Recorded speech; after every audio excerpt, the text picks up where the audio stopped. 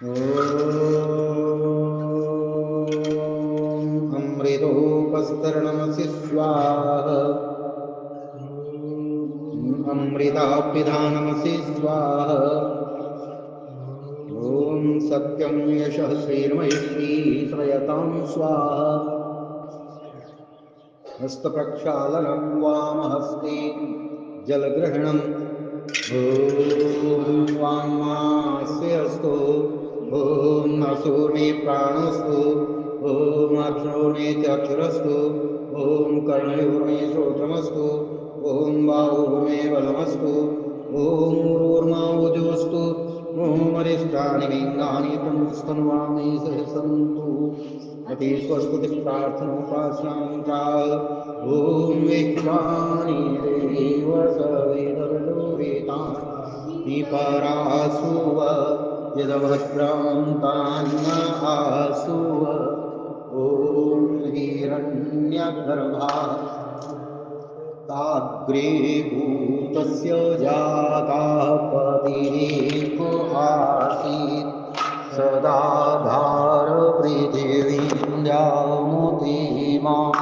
तस्मै देवाय हविषा विधेम ॐ य आत्मदा बलदा यस्य विश्व उपासते प्रसिशं यस्य देवा यस्य छाया अमृतं यस्य मृत्यु तस्मै देवाय हविषा विधेम ॐ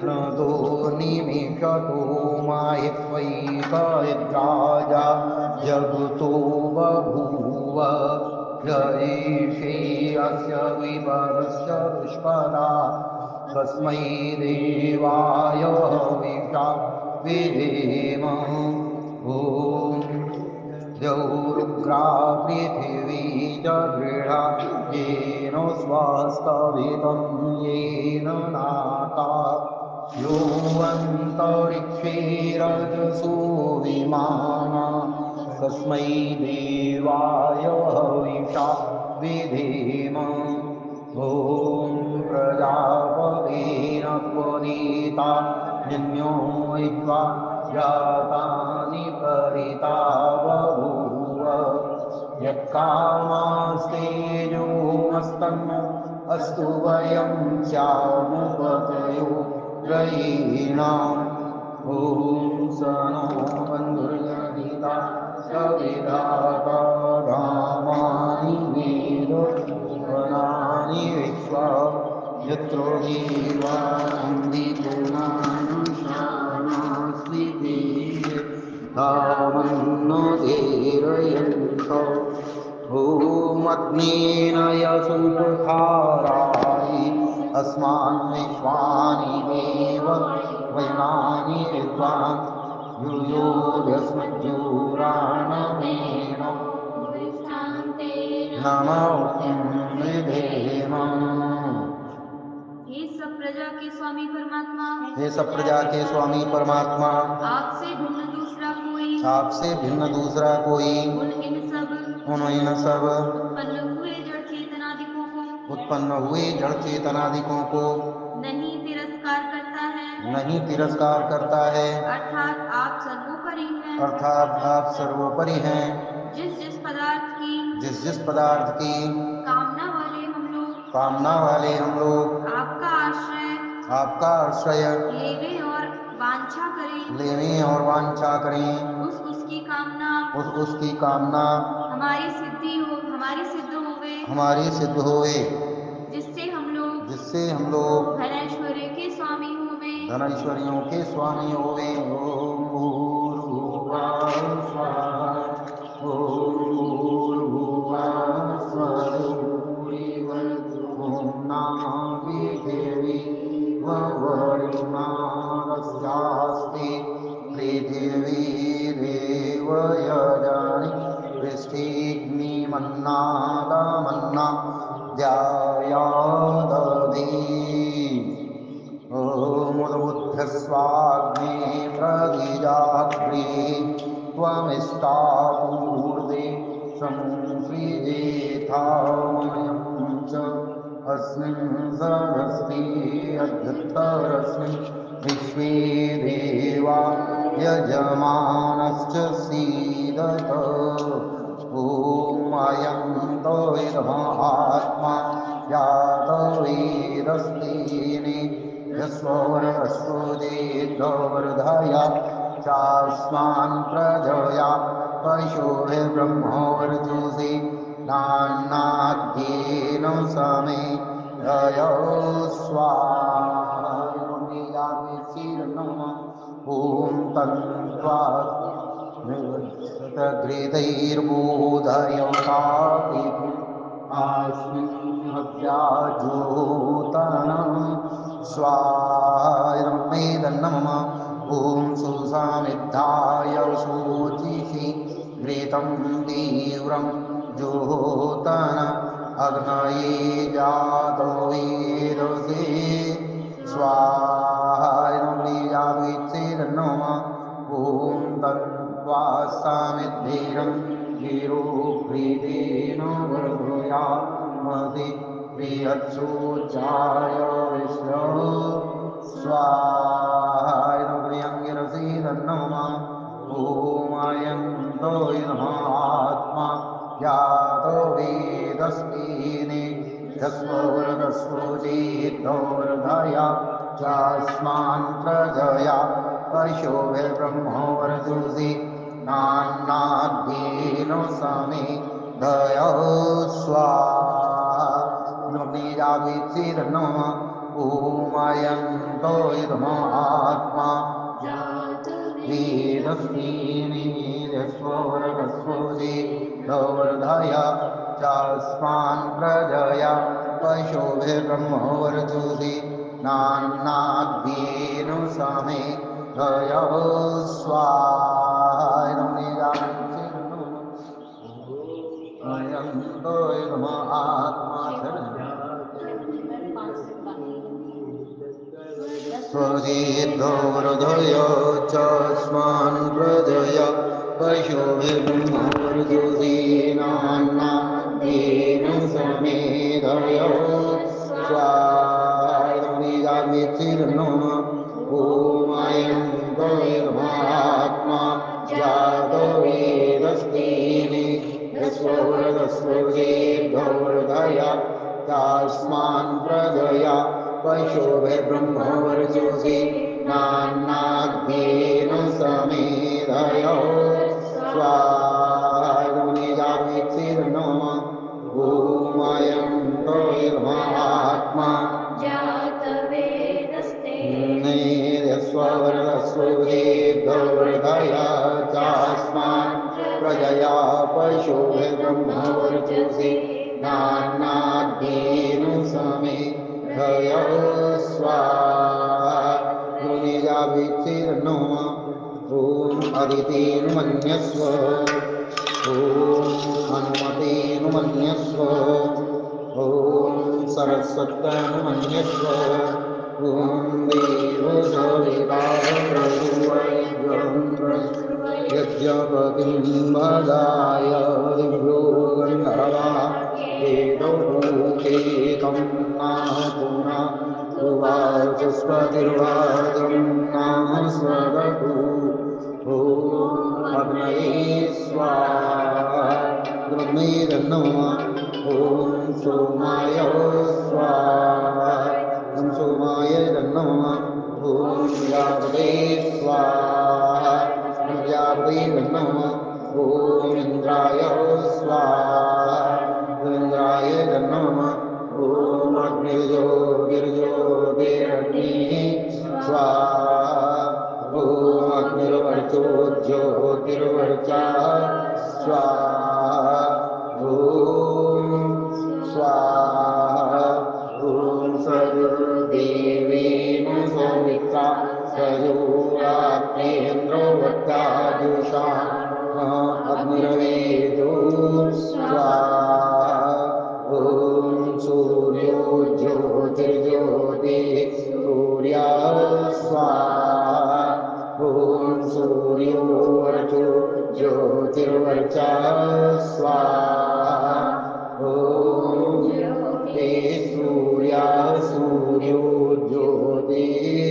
स्वाहा ॐ सदुर्देवेन सवित्रा सदुरात्रिन्द्रो वृषसेन्द्रवत्याजुषाण सूर्यो वेदो स्वाहा ॐ मूर्धये प्राणाय स्वाहा प्राणाय नमः ॐ भूर्वायवे प्राणाय स्वाहा वायवे प्राणाय नमः ॐ स्वरादित्याय व्यानाय स्वाहा आदित्याय व्यानाय नमः ॐ स्वाहादित्येभ्यः प्राणापानव्यानेभ्यः स्वाहा वायवादित्येभ्यः प्राणापानव्यानेभ्यः नमः भूमावो ज्योतिरसुमितं भुवास्वरं स्वाहा ॐ याम्येनां देवगणाः प्रसूपासते तया मामद्यमेधया मेधाविनं कुरु स्वाहा ॐ विश्वानि देव सविदुरितानि आसुव भद्रान्तान्न आसुव स्वाहा ॐ अग्नेन यसुपथाराय तस्मान् विश्वानि देव वायुनानि विद्वान् यो यस्मज्जूराणमेनो गोष्ठान्तेन उक्तिं विधेम स्वाहा स्वाहा सवितुर्वरेण्यं भर्गो देवस्य धीमहि धियो यो न प्रचोदयात् स्वाहा ॐ भूर्भुवः स्वाहा तत्सवितुर्वरेण्यं भर्गो देवस्य धीमहि धियो यो न प्रचोदयात् स्वाहा ॐ भूर्भुवः स्वाहा तत्सवितुर्वरेण्यं भर्गो देवस्य धीमहि धियो यो न प्रचोदयात् स्वाहा ॐ भूर्भुवः सुगन्धिं पुष्टिवर्धनं उर्वारुकमिव बन्धनामृत्युर्मोक्षीयमामृता स्वाहा ॐ सर्वं वै पूर्णं स्वाहा ॐ सर्वं वै पूर्णं स्वाहा ॐ सर्वं वै पूर्णं स्वाहा यज्ञरूप प्रभो हमारे भाव उज्ज्वल कीजिए छोड़ देवे छल कपट को मानसिक बल दीजिए वेद की बोले रिचाए सत्य को धारण करे हर्ष में हो मात्र सारे शोक सागर से तरे अश्वमेधादि पुरुषाय यज्ञ पर उपकार को धर्म मर्यादा चला कर लाभ दे संसार को नित्य श्रद्धा भक्ति से यज्ञादि हम करते रहे रोग पीड़ित विश्व के संताप सब हरते रहे भावना मिट जाए मन से पाप अत्याचार की कामनाएं पूर्ण होवे यज्ञ से नर नारी की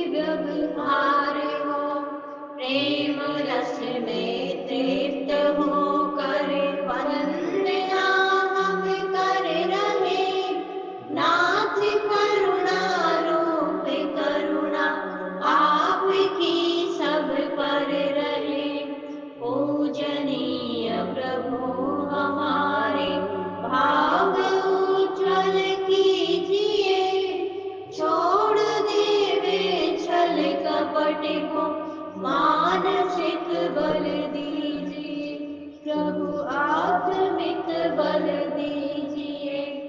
सर्वे भवन्तु सुखिनः, सर्वे सन्तु निरामया, सर्वे भद्राणि पश्यन्तु मा कश्चित् दुःखभाग् भवेत्।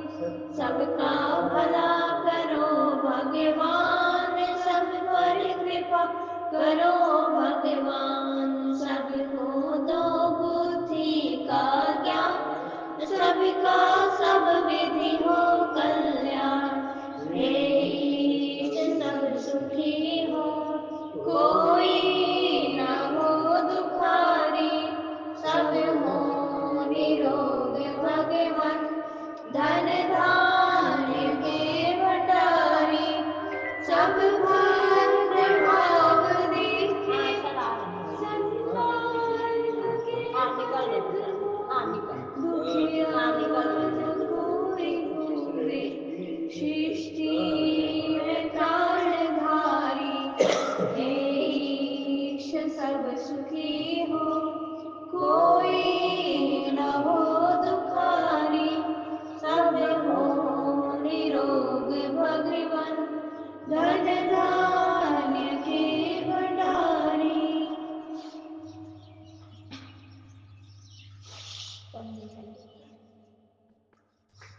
संध्या करो ठीक से वन में। ये सत्यार्थ का कंप्लीट हो गया, दूसरे आप सोचते हैं कौन सी करेंगे? संध्या करते हैं ना।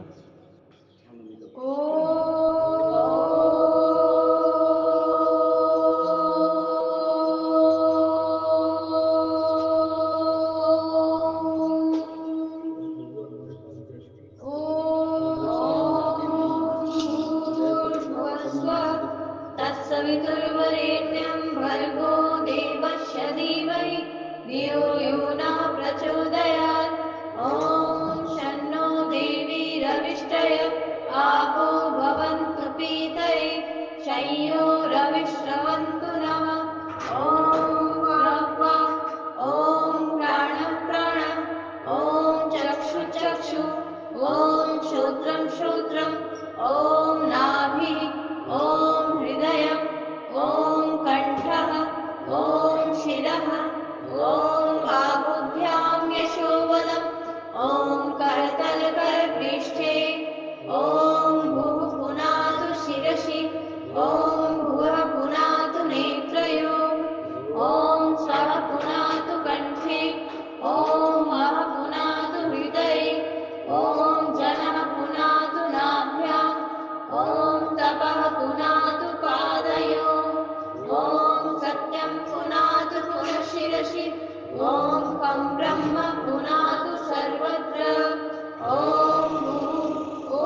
भुवः ॐ स्वः ॐ महः ॐ जनः ॐ तपः ॐ सत्यम् ॐ ऋतं च सत्यं चाभिधात् तपसोऽध्यजायत अहो रात्रिजायत ततः समुद्रो अर्णवः ॐ समुद्रादर्णवादधि संवत्सरो अजायत अहोरात्राणि विदधदृश्वस्य मिषतो वशी ॐ सूर्यचन्द्रमसौ धाता यथा पूर्वमकल्पयत् दिवं च पृथिवीं चान्तरिक्षमथो स्वः ॐ शन्नो देवी रविष्टय आपो भवन्तु पीतये, शय्यो रविश्रवन्तु नः। ॐ प्राचीदिगग्निरधिपतिरसितो रक्षितादित्या इषवः तेभ्यो नमोऽधिपतिभ्यो नमो रक्षितृभ्यो नमैषुभ्यो नमयेभ्यो अस्तु। योऽस्मान्वेष्टियं वयं दीक्ष्मस्तम्भोजं वेदद्मः। ॐ दक्षिणादिगिन्द्रो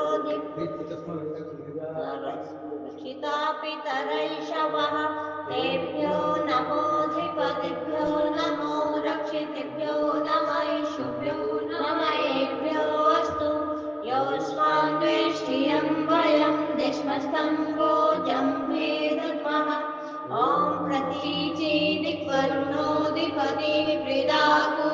रक्षितान्नमिषवः तेभ्यो नमोऽधिपतिभ्यो नमो रक्षितृभ्यो नमः ईशुभ्यो नमः अस्तु योऽस्मान् द्वेष्टियं वयं द्विष्मस्तं जम्भे दद्मः ॐ उदीर्येति सोमोऽधिपति स्वजो रक्षिता शनिरिषवः तेभ्यो नमोऽधिपतिभ्यो नमो रक्षितृभ्यो नमः ईशुभ्यो नमः अस्तु योऽस्मान् द्वेष्टियं वयं द्विष्मस्तं भोजं वेदद्मः ॐ ध्रुवादिविष्णुरधिपतिः कल्माशग्रीवो रक्षिता वीरुतैषवः तेभ्यो नमोऽधिपतिभ्यो नमो रक्षितृभ्यो नमः ईशुभ्यो नमः अस्तु योऽस्मान् वेष्टियं वयं विश्वस्तं